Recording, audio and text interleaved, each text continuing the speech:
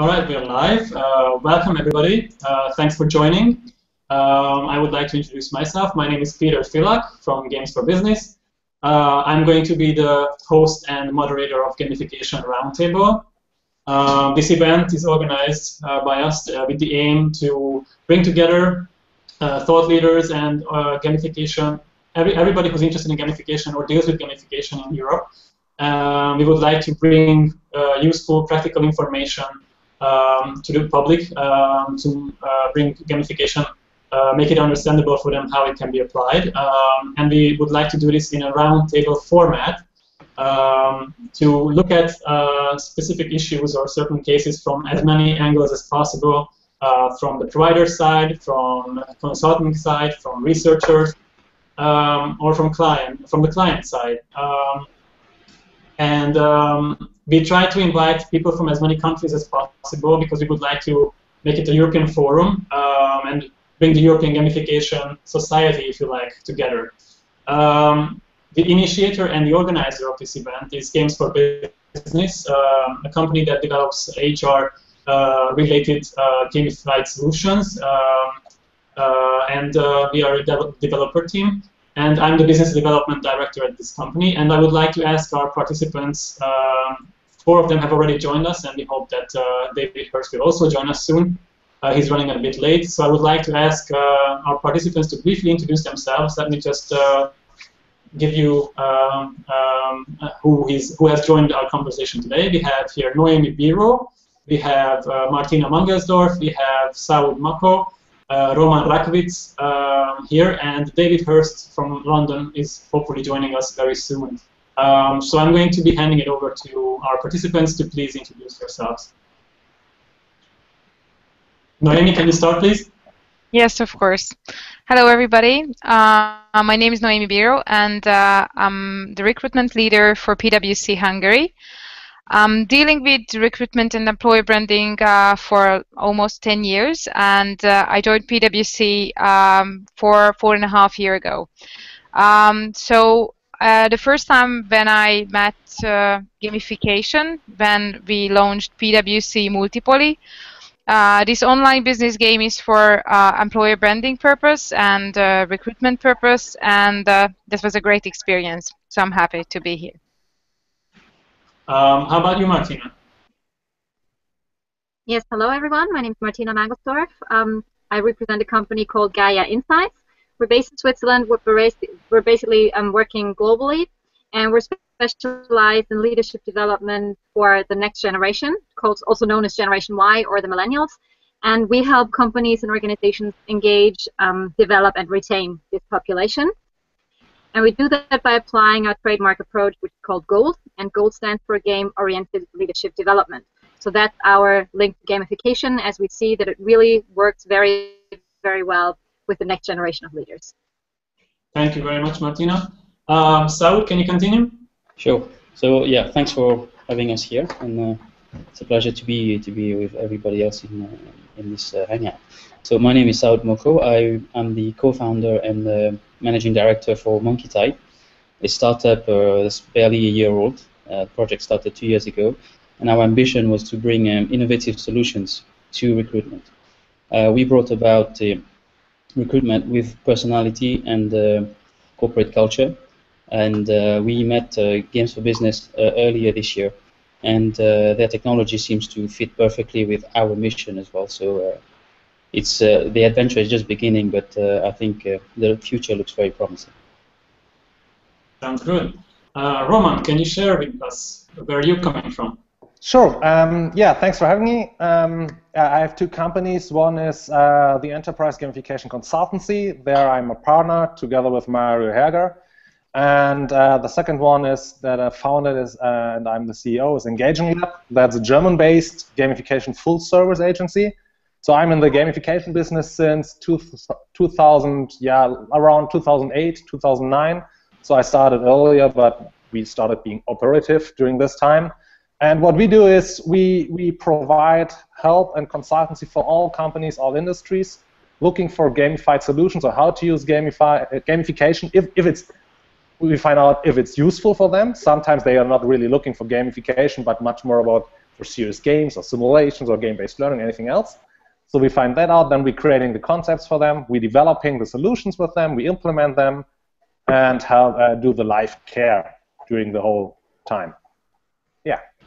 Great, thank you very much.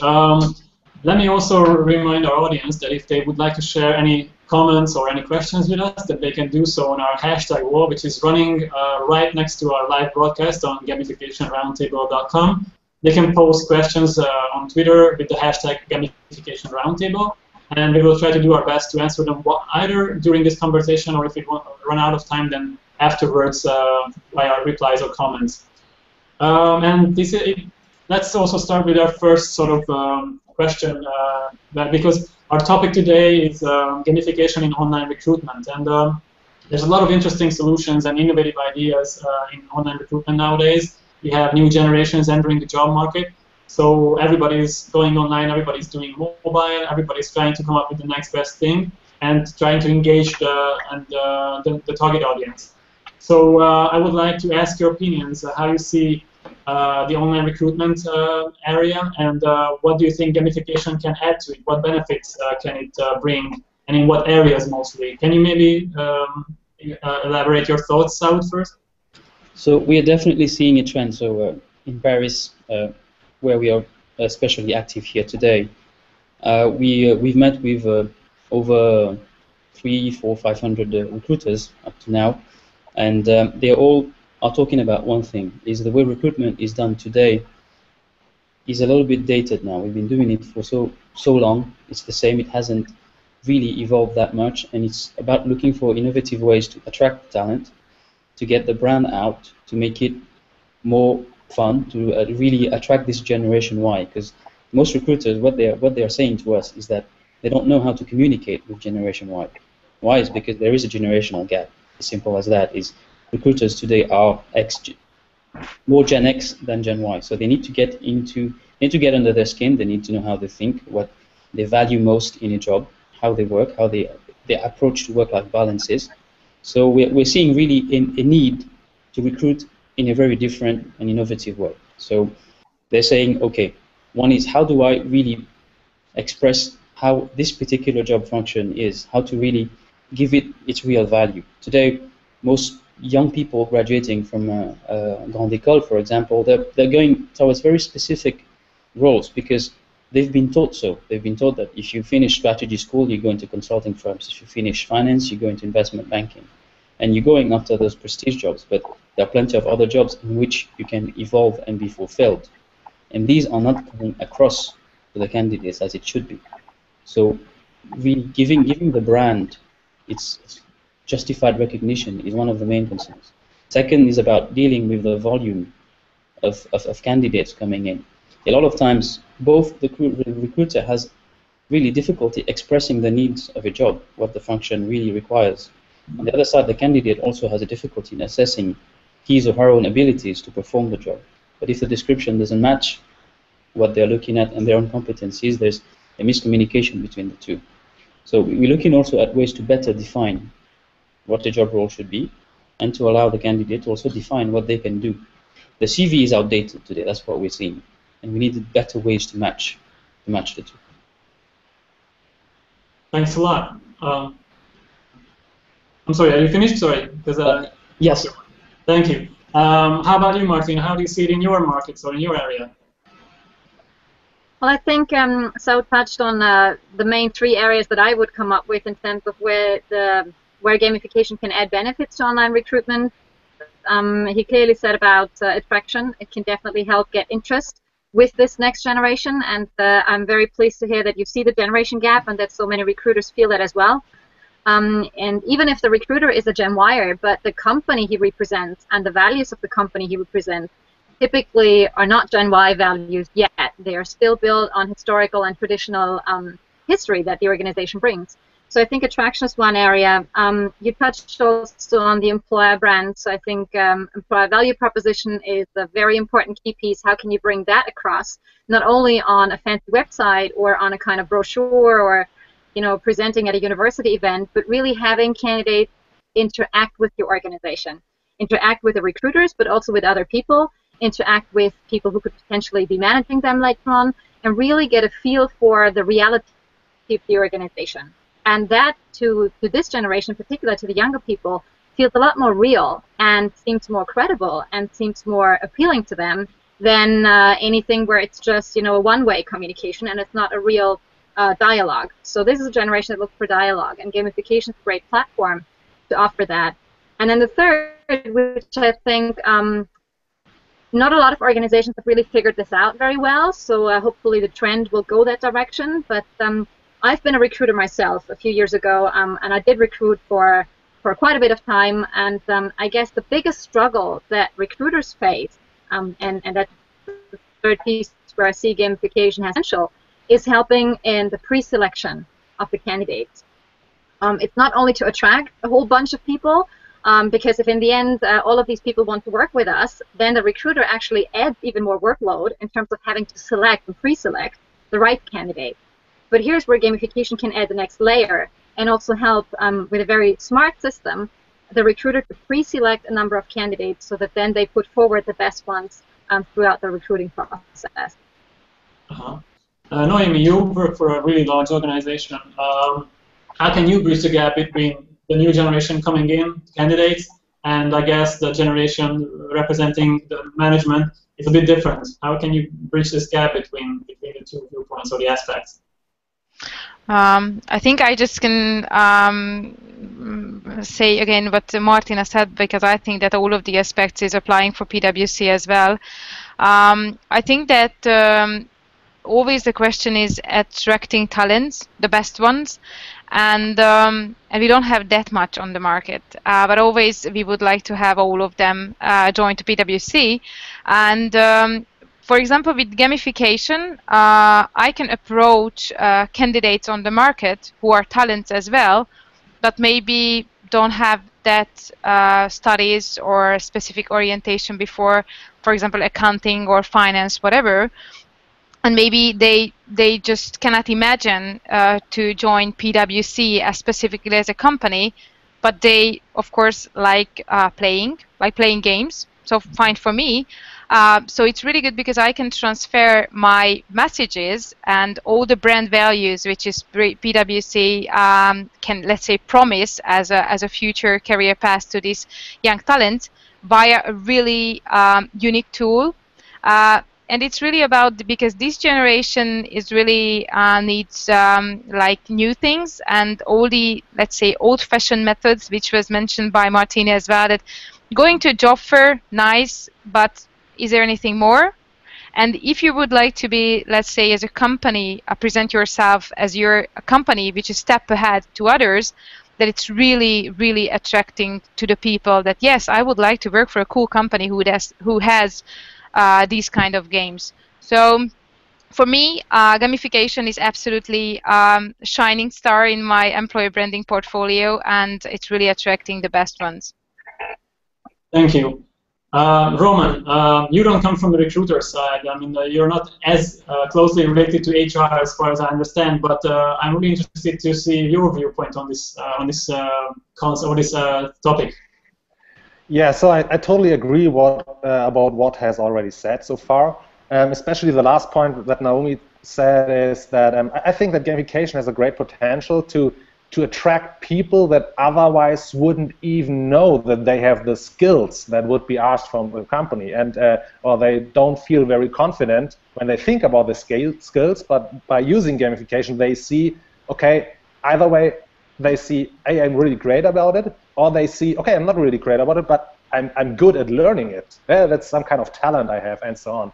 And I think what I want to add is that I think there's a change in the demand of what kind of people we are looking for. It's much more, right now, it's much more of the most of our customers, or especially if you're talking about companies working in the knowledge society, they are looking for people that are, it's not so much about what they already know, but it's really about, okay, how can they, how good are they in collecting knowledge and using different kind of knowledge, combining it, being creative, so problem focused. And I think there is no other tool that's so honest and that's so supporting this kind of demand like games, as to say, game-like environments.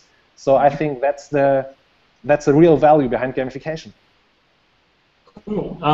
Okay, now that we have discussed the value behind gamification, especially with a focus on the recruitment and online recruitment, I'd be interested to see how if a company considers to or decides to go into this direction and consider gamification as a viable solution for them.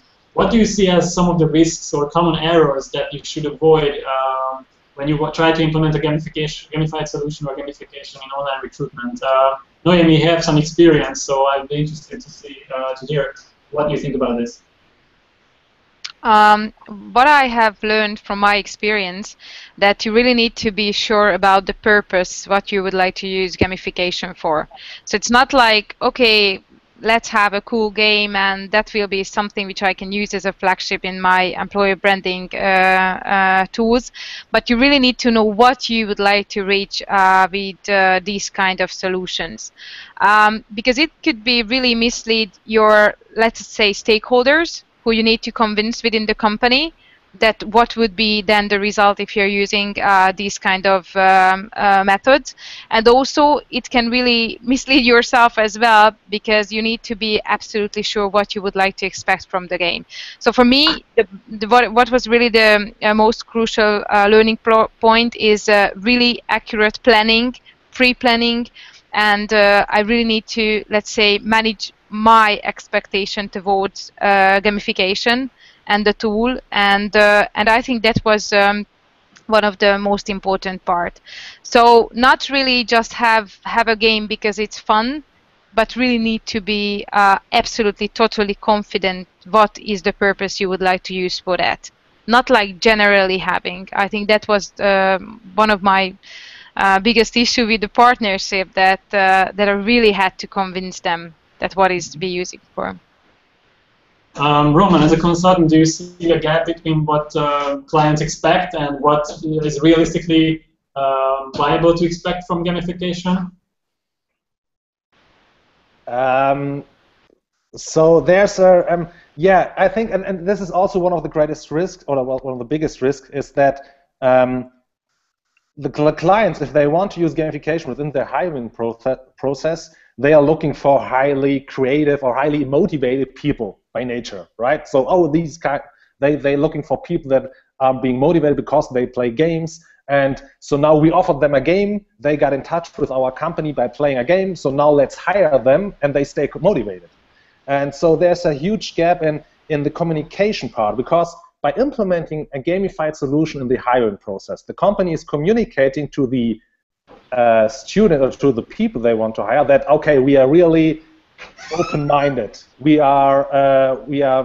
communicate about everything. We are not risk averse. We have a playful culture. We have real-time feedback. It's very easy to do something within our gamification. This is all communicated because this is how games work, and this is also how we implement gamification with all these kind of frameworks. And then the people use this kind of stuff. They think that the company works like this, and then they get hired, they onboard, and suddenly they see, okay, so it was really fun to get hired, but now I see it's all the same like always. It's a huge administrational stuff I have to do. It's very slow. It's not open-minded. Yeah, it's not really creative because it's risk averse. So it's exactly the other way around. So that's the problem, that you're implementing a very new paradigm or a very new idea, gamification, into an old culture, into old grown frameworks and environments, and that really doesn't fit together. So you have to be honest as a company by yourself. Is it the right thing you're communicating with using this kind of system? And the thing is that this kind of system is perfect for a particular part of person, for a particular kind of person, type of person. Yeah? And so you're getting this kind of person that's really fitting in a gamified environment, and then you say, ha, we don't have a gamified environment in our work, in our normal work environment. And so the people often are very disappointed after that, and you will increase, probably the fluctuation will increase, because after 6 months the people know, okay, that's not what I want to do. Mm-hmm. Okay, I want to ask Martina, but she's been chatting with me and telling me that she couldn't hear you really well. I wonder if you can hear me now. Martina, can you hear us? Can you reply to me? You're on mute, so let me just. Just want to make sure that she joins our conversation back again, because she says that she cannot hear us. And she's not reacting, so in the meantime, can I ask you, Saoud, to share your thoughts on this? And I will try to connect with Martina. Sure. So I think I very much agree with what Roman was saying about managing and meeting expectations. That's very true if you have, especially a big organization where different divisions go at different speeds, and you have intracultural differences as well between smaller groups within a bigger company. So that's one aspect. The second, I also face even in our business today is that making sure in such a tool you're measuring the right thing. So we were talking about, for example, skills earlier on. So today we're talking about measuring or evaluating different types of intelligence. So certain people will be more at ease with numbers, others with being more creative in other domains. And some are parallel thinkers, some are sequential thinkers. I mean, there are all types. And it's really, before even going into making the tool, assessing exactly what we want to measure. Because to me, this is where there is the biggest risk, is that you get a great game, but if it's for educational purposes or if it's for employer branding, that's one thing. The outcome is measurable, and okay, either you get the qualified leads that come in or not, but if you're using the tool to train managers and assess what they've learned, or to actually assess a new candidate for recruitment, for pre-screening, then you need to really be careful about what you're measuring. Even when you're talking about personality, for example, where this is one of the 3 dimensions that we use, we have to differentiate between measuring, evaluating personality versus behavior, or evaluating core competencies and very hard skills, soft skills, and all that. So it can be a very, very big project that needs to be really well thought of before we even get to use it, and really assess what we need to measure at the end of it as well. Mm-hmm. The other challenge I see is that a presence in mobile as well, the accessibility of that tool. Mm-hmm. You have biases that come in depending on what device or where you use as a candidate, as an onlooker, as somebody who's just exposed to it, to the gamification object, is where you're using it and when. That matters as well, because it will introduce biases. Okay, let me just thank you very much for your thoughts, and let me just ask Martina if she can hear us now, because she says she was chatting with me and she was telling me that she can hear us, but apparently she's not replying. Martina, are you here? Martina? Yes, I can hear you back now. Just a lot of sound disturbance. Okay, it might be a connection problem, I guess, but I hope that you can stay with us and follow our conversation along. Actually, I have a question for you anyway. Can you hear me? Yes. Okay. So I would like to move on a little bit into the implementation part. So if a company decides to go down the path and try a gamification solution for recruitment, where and how should they start? What would be the first steps to take? You're a consultant, so you probably have a good overview of this process.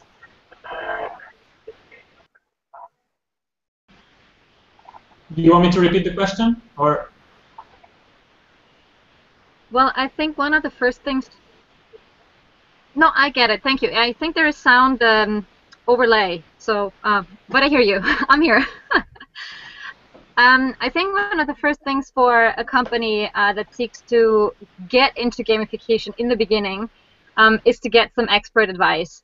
And I'm not saying that as a consultant, I'm more saying that with the perspective of someone who wants to implement that with success and to perform and really achieve the objectives. I think I liked a lot what Noémi said before about not implementing gamification for the sake of gamification, but implementing it when you're very clear on your why.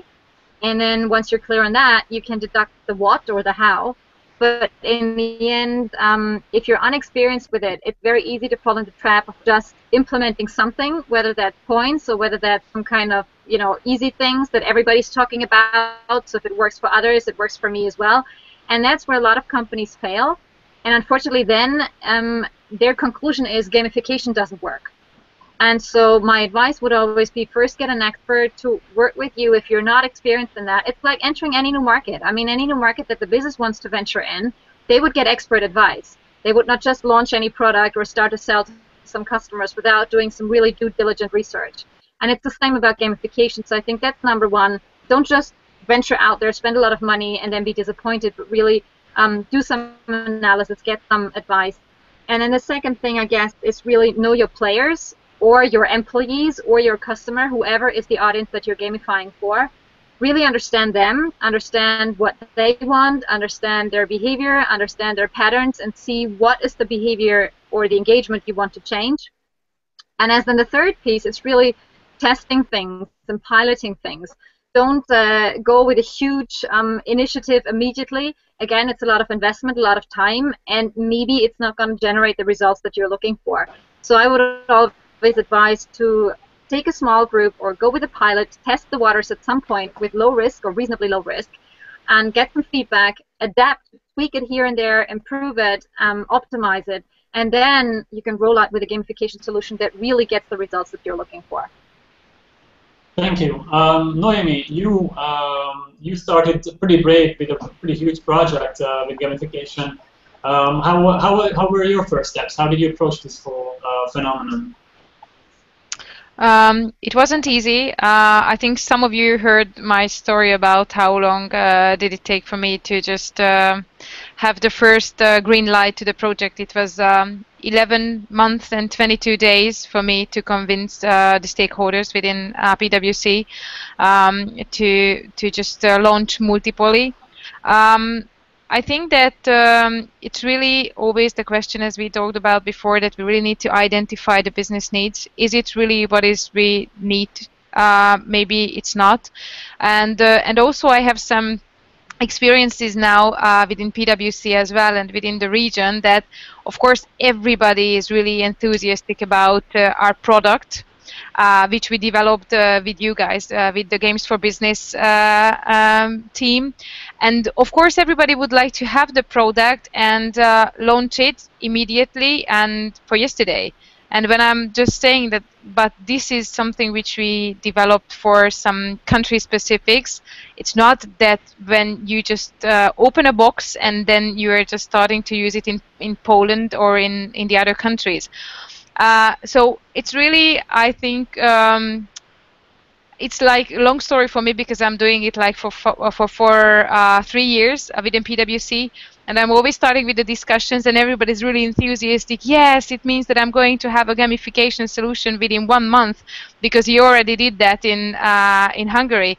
And I'm going to say no, because I prepared for myself and for the whole PwC for 1 year. Maybe I can save you some time, but it's not like saving like for you the whole time to convincing everybody. Really, you as a company, you need to be really active in developing games. It's not like that you are asking your consultant, the consultancy company who is developing the game for you, that, okay, guys, I need something which is fancy, quick, and cool, and please deliver it.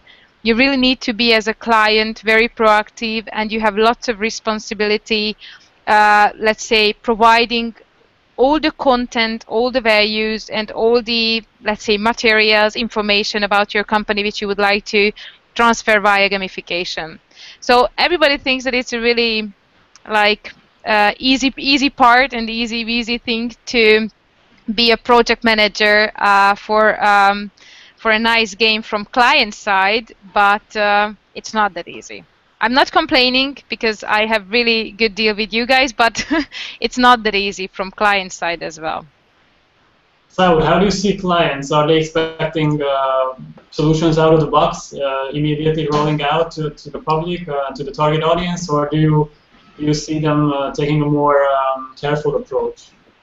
I see them more careful. You know, the short answer is more careful. Of course, here they're like, yeah, okay, it's interesting, but really, how is that going to work out for me? What is it really that I'm going to get? They're really more concerned about how it will make their job easier or get better results. Really, that's their biggest concern. They're not so keen on going fast and getting the solution quickly. But if we can really reassure them that what we are bringing on the table is a solution that will really make recruitment more effective, or help them find those talents that they're having difficulty finding today, that's what they're more interested in finding out. And on the time side, of course, they will agree if there's a need today, but if we can show for good reason that it will take 3 months or 6 months, or maybe longer to put in place, they will understand. But of course, then we get into debates about the implementation, the technicalities, because they don't want to spend any resources on their side for most of them, because their resources are limited as well. So they want us to really give them a turnkey solution, or at least take in charge the whole process, even the consultancy, even bringing in experts. We need to measure specifics. So they really want to be reassured. They are actually, yeah, they find it very promising, because there's a lot going on the gamification and serious gaming aspects here. But it's unknown. They need to be reassured first. They really need to see that there is a return on the investment.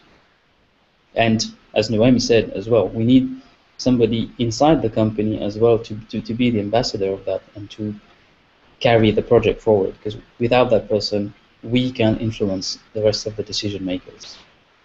Yeah, I mean, obviously, you need to have belief from the client side as well, otherwise it won't work.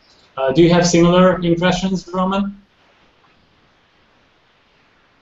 Oh, sorry. So yeah, so it's really, as I already said, it's really about education first, because most companies, they know. So often I experience it right now, like 5 or 6 years ago with social media. So now the company said, oh, we definitely have to do this. We don't know what it is, but we should do this. Yeah, we need this generation Y.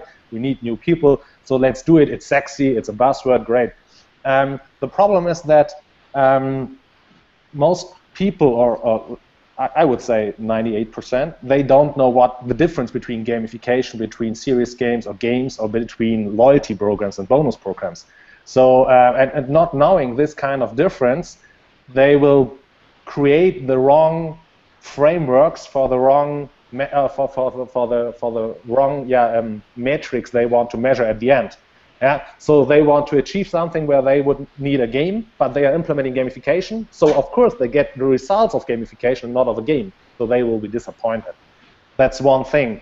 The other thing is that gamification, if they know what it is and they want to implement it, they think, okay, gamification is something that I can add easily to already existing structures.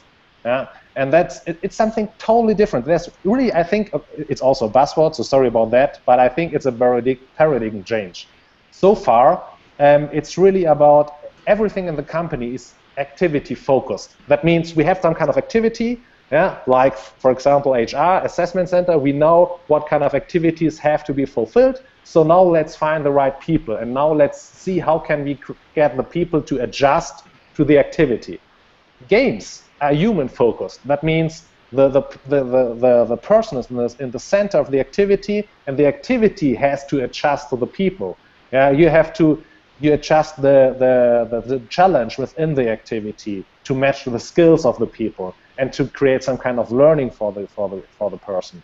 And so it's a totally different kind of how to start something, how to measure something, and it's.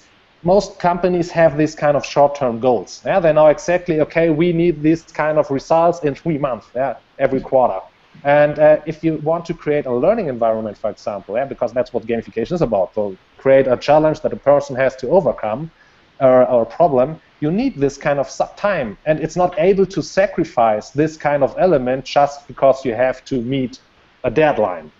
And that's the problem that a lot of companies they know about this, but they still run into this kind of problem because, of course, a responsible person for HR that's creating this kind of gamified recruiting tool, for example, won't change the whole company culture or company rules around that I have to create some kind of positive result every 3 months, for example. Mm-hmm. Thank you. Since you already have the word, I'd like to keep it with you because I would like to talk a little bit about positive examples, good best practices, and or any case study that you have come across on various events or across your research about companies that have implemented gamification successfully, especially with in the area of online recruitment and HR. Can you share with us, Roman, some of these examples that you have come across? Yeah, sure. So one of the most interesting one I know about or that I experienced is that the company was looking for, or is still looking for, high potential students from the university. So they know exactly what kind of job or profession the student has to do in 3 or 4 years. So there's a program created for these kind of students that are starting their studies, and while they are starting these kind of studies, they can register at the same time for the gamified program of the company. So and suddenly they are parallel to their original study. They are also involved in some kind of game-like, some kind of mission that lasts over the whole 3 or 4 years of their study. So, and while they are solving different challenges offline and online that always relate to their knowledge concerning the university lectures, but these kind of challenges are being offered by the company, of course. They have real-life challenges. They know exactly, okay, I'm right now in an environment, I'm solving some kind of challenges that really matter out there right now. So there's some kind of meaning behind that. They know exactly, okay, I can learn. I'm a student, so it's still okay to fail, but I have to figure it out how to do this, and I have my time. And we implemented even some kind of milestones, yeah, where the students can go on, and when you achieve the highest level during the normal study time, then you earned to be offered, or you earned the job, so you don't have to do an assessment anymore, yeah, and you don't have to apply anymore. You know exactly what the culture in the company is about because you worked with them for 3 years. How they deal with failure, how they deal with challenges, how to communicate with them. They know exactly how the student works. Yeah, they know, of course, they know his hard skills, but most important, they know his soft skills, how he works in a team, how he behaves when he gets frustrated because of the challenge that's too high. You need time for this. It's not just a 1 or 2 or 3 day assessment. And over these 3 years, we are really able to know the students. And the great thing about that is that the students that overcome the challenge till the end, they are really excited because they made it up there. And so it's some kind of, they want to work, they are much more motivated to work with this kind of company because they cooperated already during the study. So if they get another offer for another company, yeah, they are really, even if they get more money, even then, they choose the other company often because of the experience they already had with them. And at the same time, the second result, we decrease fluctuation because the students already invested so much time and already know exactly what to expect when they go to the company that there are no bad surprises. So, for example, this is a great example I know about. Thank you very much. That was really interesting to learn about that. Saoud, have you come across any cool examples too? So here, I mean, there are a few common examples actually in France. I mean, L'Oréal being one of them, where they implemented something more to educate people about what the job of a brand manager is. For example, what are the daily tasks they have and who they have to deal with. Another one also that's actually strikingly very expensive, was very expensive for the company as well, was a product called Moonshield for Thales. And here they really put out engineering challenges, proper how do you say that? Objectives, like really showing engineering skills, and they really show sort of precision engineering and all that matters to that company. So they did that with two objectives in mind. One is to actually try to find those talents that are interested in this kind of challenges, in this kind of intellectual challenge as well, because obviously there's precision engineering and all that. So, and they try to educate those coming onto their platform what are the things that they do. And second, it has been used also at the same time to collect data on those candidates using that platform. So what they had was a way to put out to the public what they do for a living, and at the same time, those coming onto the platform, it was used as a good screening tool. I wouldn't call it a screening tool; it was more of a sourcing tool. But what you get there are really qualified leads, really candidates who really have a fit with that kind of mental, how do you say that? Mental challenge seeking. Thanks a lot. Martina, you also are invested in a lot of offline gamification projects. I wonder if there's anything that has any relationship to recruitment or online recruitment, maybe, but if not, then maybe you can share with us any interesting examples that you also come across in your research or as a consultant.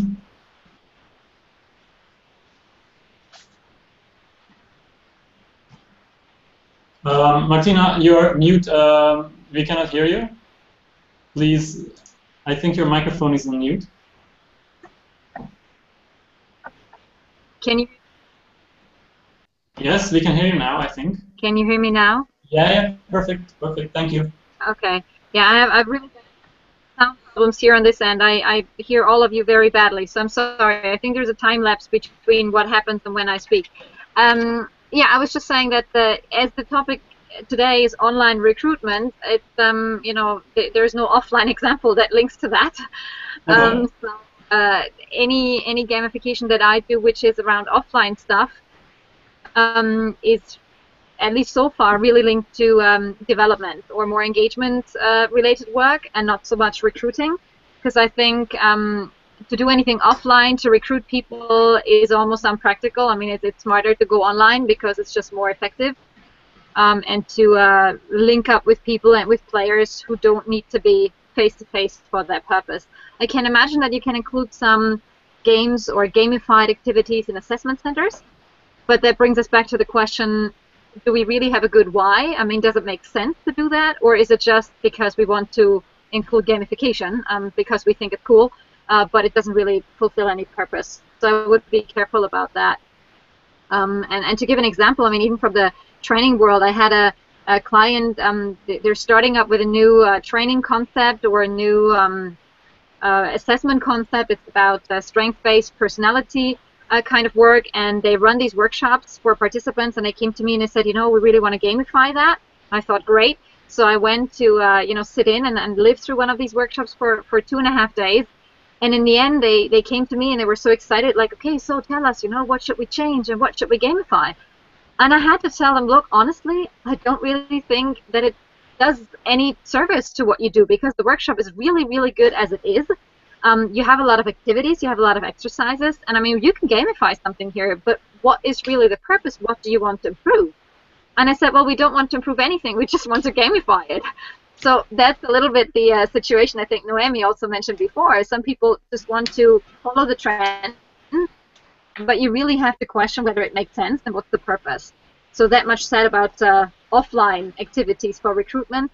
And just to add one more example, which I was really impressed about, this is online recruitment now. It was presented at the Gamification HR Summit in Paris in May this year.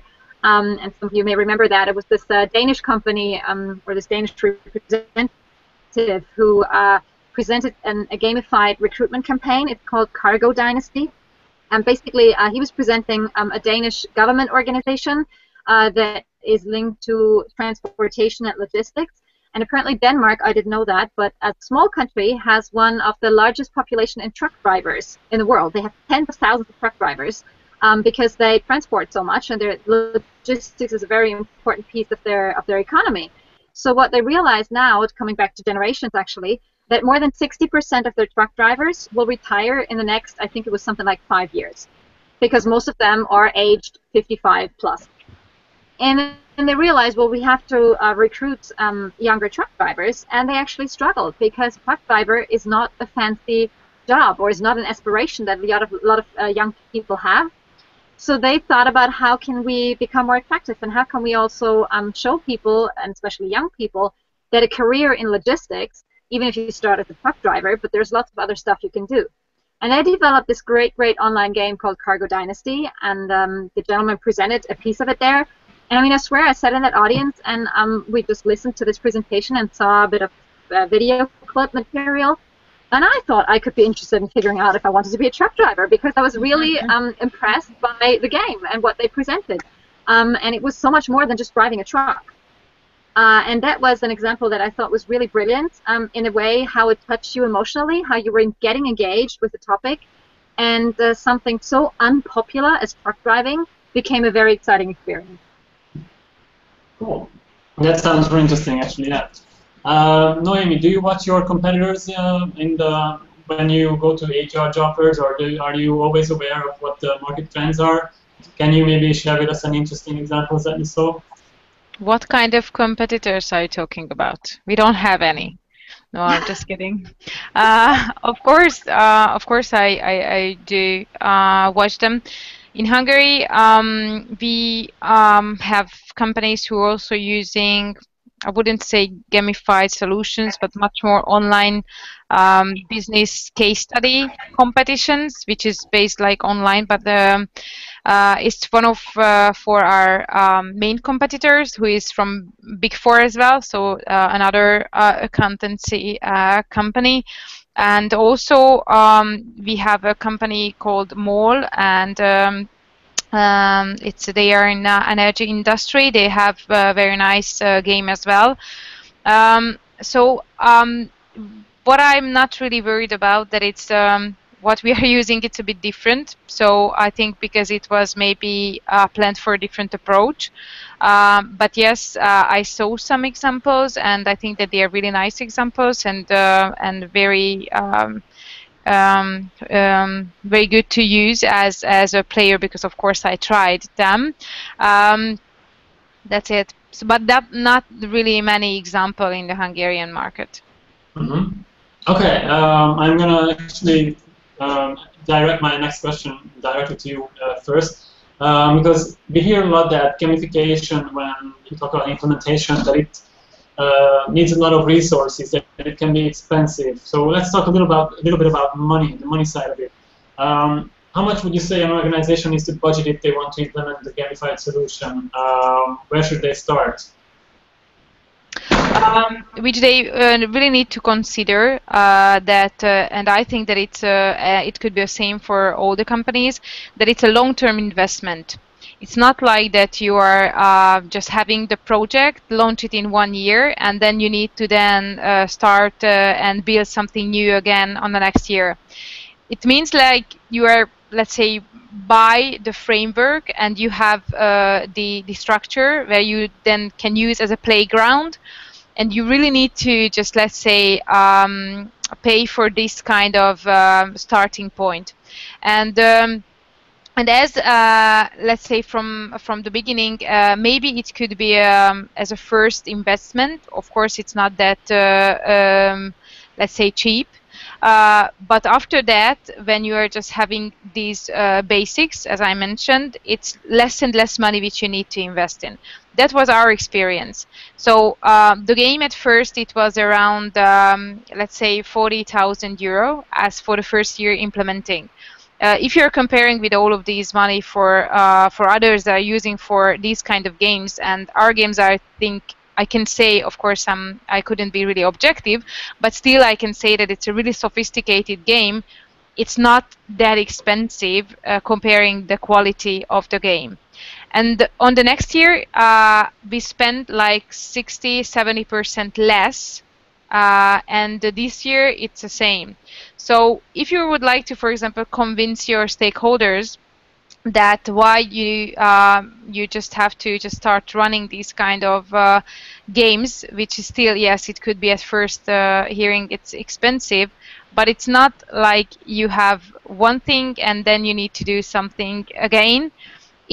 it's a starting point. It's a long-term investment. It's a strategic decision, and that's it from my side as a money part.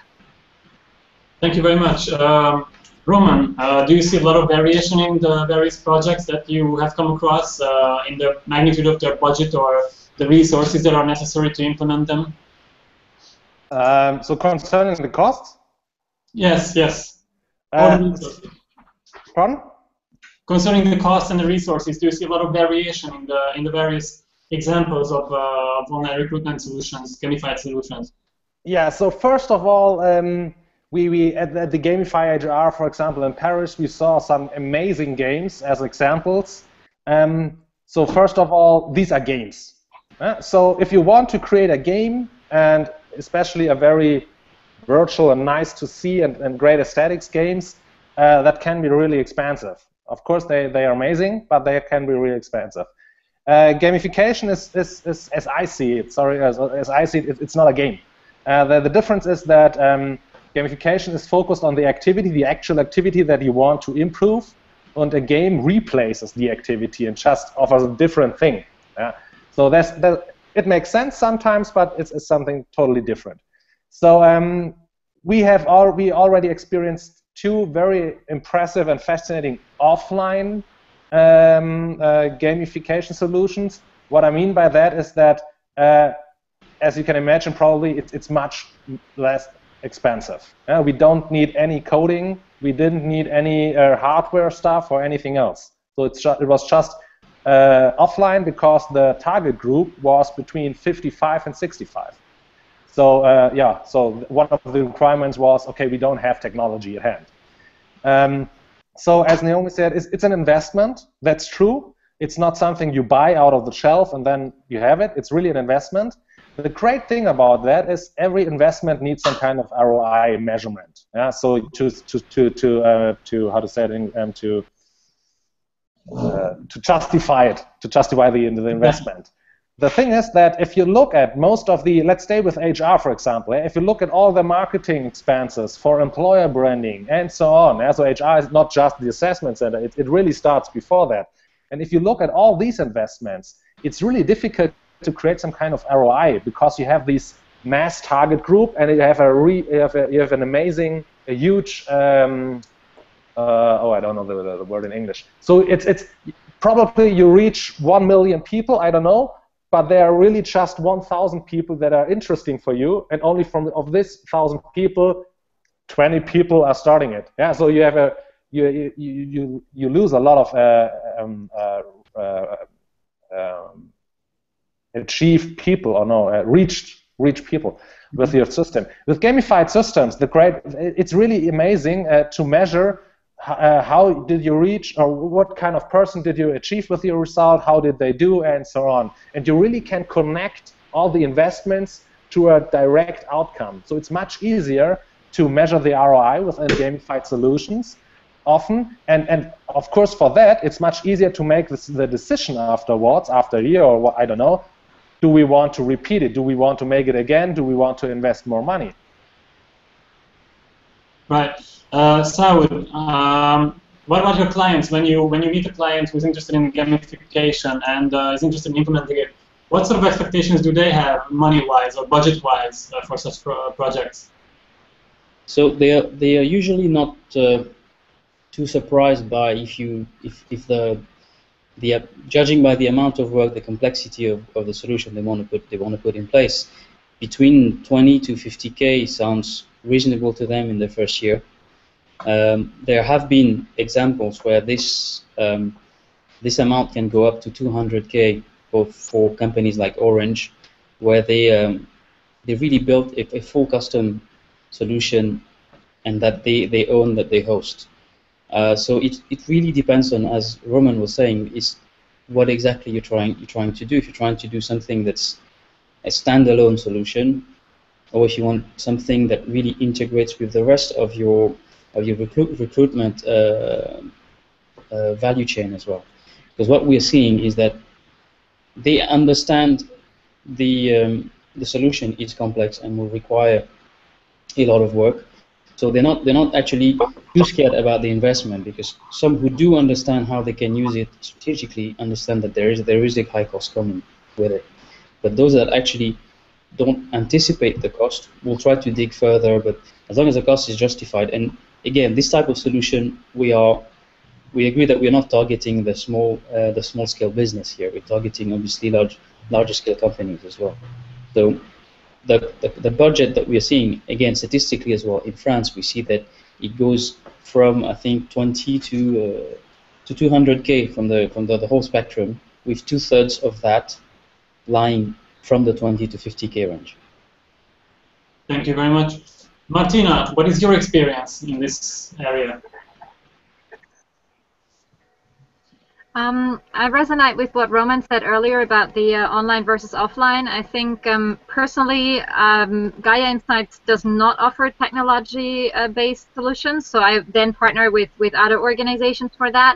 Anything that we provide ourselves is gamification design that's offline.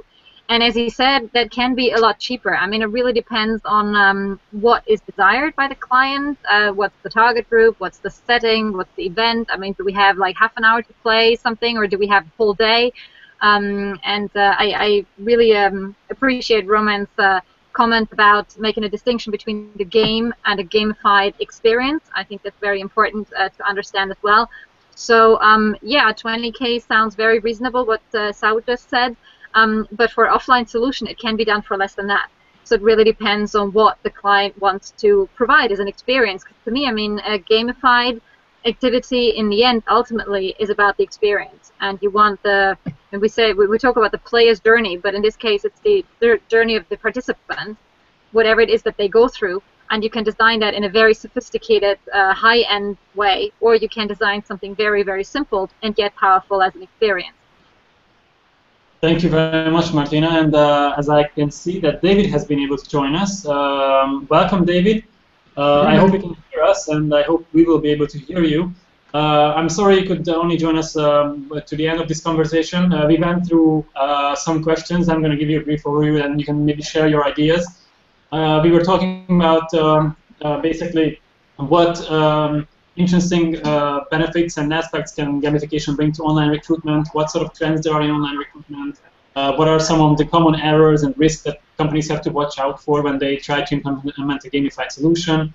We have also discussed how, I mean, how they should start, how they should approach this such a project, and how should be the first steps when they think about a gamified project in online recruitment, and also about, we were talking about best practices, some good examples from the market, and also budget issues.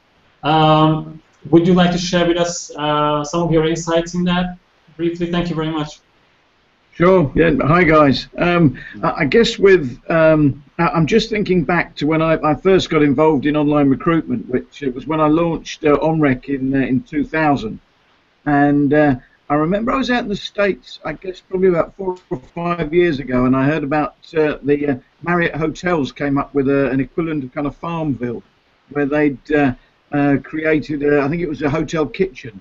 And the idea was to get people involved in how to create their own kitchen and the challenges involved in balancing that environment. I was thinking about that today, and I guess what's clever about that is that it's not only is it helping you find candidates, but it's also promoting your brand and your organization at the same time, which is really it's a little bit like online recruitment. It's a bit of a double win if you can get marketing involved at the same time in solving your recruitment process. Thanks. I think that the challenges that are involved, in my experience, are, I think it depends on the country and the marketplace.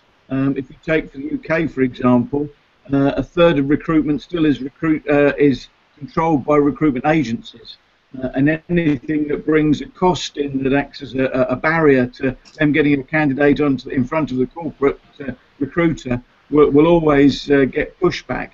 Of course, by the same token, you'll also get innovative employers who are very keen to circumnavigate that and do their corporate recruiting direct. And I'm sure that gamification is something they'd be keen to embrace. Your fellow speakers there embodied that.